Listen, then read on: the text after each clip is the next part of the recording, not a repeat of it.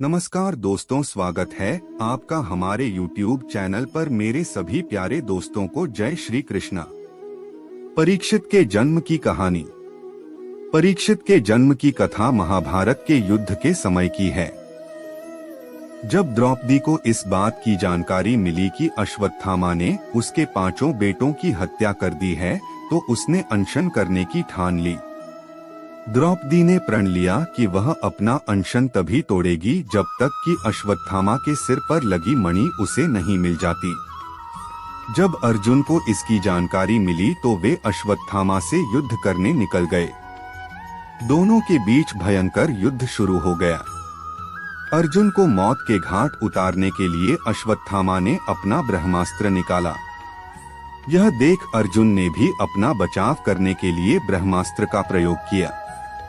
तभी वहां नारद और ऋषि व्यास पहुंचे और उन्होंने ब्रह्मास्त्र का इस्तेमाल करने से मना किया।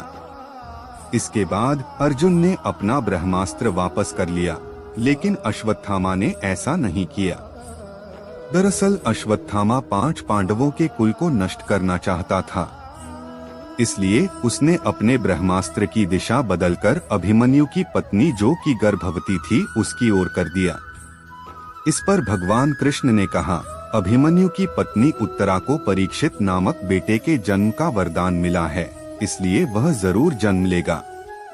अगर वह मरा हुआ भी पैदा हुआ तो मैं खुद उसे जीवन दान दूंगा और वह बड़ा होकर एक महान सम्राट बनेगा, जबकि तुम 3000 वर्ष तक इस पाप को ढोते रहोगे।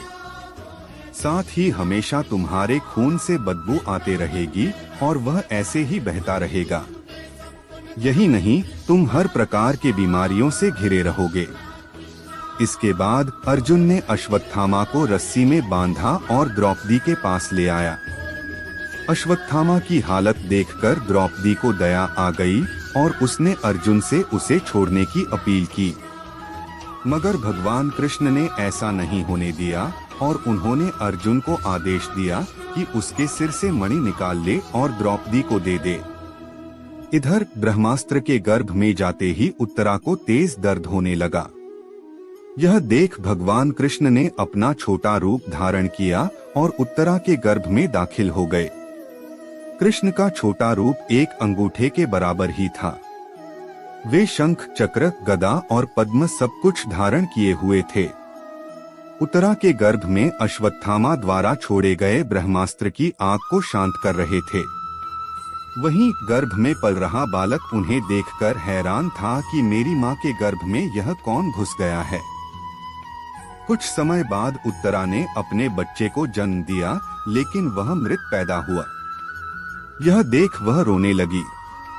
उसने भगवान कृष्ण से कहा, ये नारायण, आपने तो कहा था कि मेरा बेटे पर ब्रह्मास्त्र का असर नहीं होगा और वह जीवित ही पैदा होगा। वह सालों तक अमर होकर राज करेगा, लेकिन यह तो मरा पड़ा है। इसे जीवित करने की कृपा करो प्रभु। उत्तरा की बात सुनकर भगवान कृष्ण तुरंत प्रसूति गृह में प्रवेश किया और कहा, हे पुत्री, तुम दुखी न हो, तुम्हारा बेटा जरूर जीवित होगा। मैंने खुद इसके जीवन की रक्षा की है।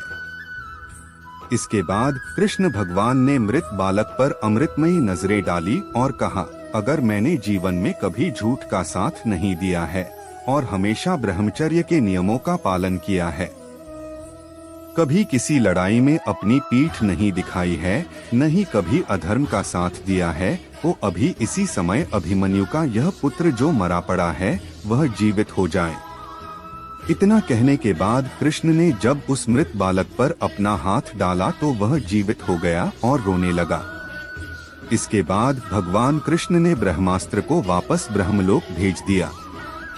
यह चमत्कार देख सभी स्त्रियां आश्चर्यचकित हो गई। इसके बाद भगवान कृष्ण ने अभिमन्यु के पुत्र का नाम परीक्षित रखा। इसके पीछे का कारण था कि वह बालक कुरुकुल के नाश होने पर जन्मा था।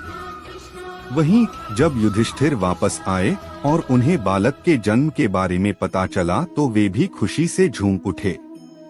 इस खुशी में उन्होंने हाथी, घोड़े, अन्न, गाय आदि दान दिए।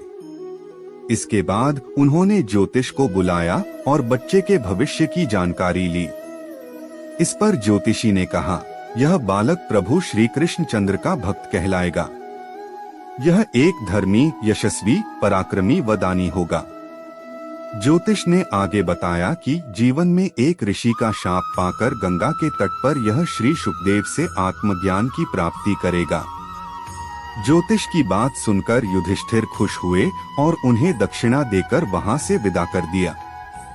कहानी से सीख। इस कहानी से हमें यह सीख मिलती है कि कभी भी किसी कार्य को छल कपट के साथ नहीं करना चाहिए, इससे हमारा बुरा ही होता है। आपसे मेरी प्रार्थना है कि मुझे मोटिवेट करने के लिए वीडियो को लाइक करें, शेयर करें, सब्सक्राइब जरूर करें दोस्तों, और कमेंट में जय श्री राम जरूर लिखें।